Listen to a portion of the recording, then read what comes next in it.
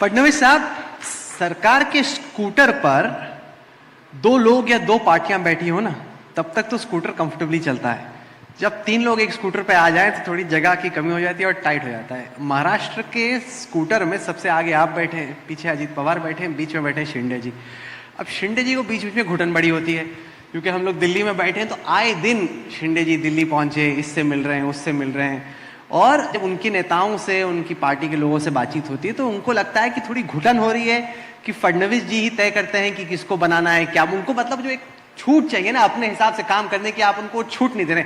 आपको लगता है ये जो तीन लोग एक स्कूटर में बैठे हुए महाराष्ट्र में कब तक चलेगा? क्योंकि स्कूटर तो दो लोगों से भी चल सकता है। आपकी गलत फहमी है कि हम अभी भी स्कूटर पर चल रहे हैं। बुलेट ट्रेन पे चल रहे हैं। स्कूटर छोड़ दिया हमने, इसलिए हमारे पास बहुत जगह है, कोई प्रॉब्लम नहीं है, आराम से तीनों बैठे हैं। और कोई छोटे मोटे साथी है तो उनके लिए भी हमने जगह तैयार की है। और मैं आपको बहुत स्पष्टता से बताता हूँ, कोई घुटन नहीं है। देखिए क्या होता है कि हमारे शिंदे जी कभी अगर दिल्ली चले जाए, अब उनका बेटा मेंबर ऑफ पार्लियामेंट है और उनका नाती कई बार दिल्ली में रहता है, तो शिंदे जी मौका ढूंढते हैं। शिंदे जी को अपने नाती से बहुत प्यार है, इसलिए शिंदे जी कभी दिल्ली चले जाते। अब नाती से मिलने भी चले गए शिंदे जी, तो यहाँ पर न्यूज बनती है कि शिंदे जी नाराज होकर दिल्ली पहुंच गए। अभी कौन सी नाराजी है भाई? कोई नाराजी नहीं है। देखिए शिंदे जी अगर दिल्ली में मिलते भी है तो किसको मिलते हैं? भारतीय जनता पार्टी के नेताओं को ही मिलते हैं ना, अमित भाई को ही मिलते हैं ना। इसलिए मैंने कहा जब तक वो अमित भाई को मिल रहे मुझे खुशी है। मैं चिंता में कब पड़ूंगा अमित भाई को छोड़कर, अगर किसी दूसरे पार्टी के नेता को मिलेंगे तो मुझे चिंता है। इसलिए कोई प्रॉब्लम नहीं है।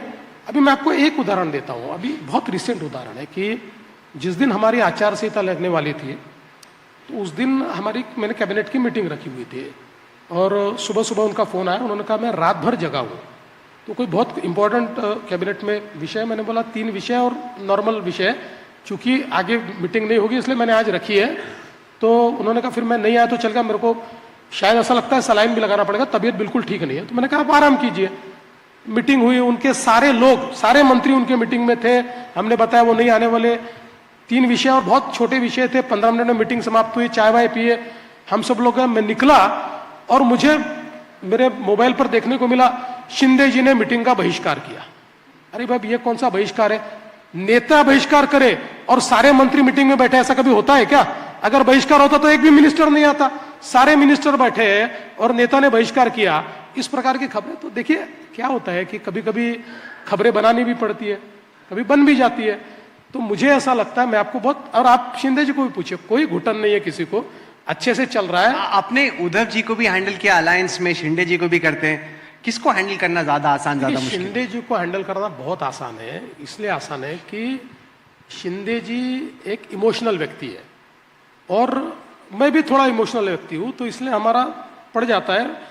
मैं उनसे थोड़ा ज्यादा प्रैक्टिकल हूं, वो ज्यादा इमोशनल है, इतना ही हम दोनों में अंतर है। तो इसलिए उनको हैंडल करते समय अगर उनकी इमोशनल साइड को आप समझ लेंगे तो उनको हैंडल करना आसान है। उद्धव जी का प्रॉब्लम क्या है? वो इतने अनप्रेडिक्टेबल है। वो क्या है ये समझने के लिए मुझे एक रिसर्चर को ही अपॉइंट करना पड़ेगा, इसलिए उनको हैंडल करना बड़ा कठिन है।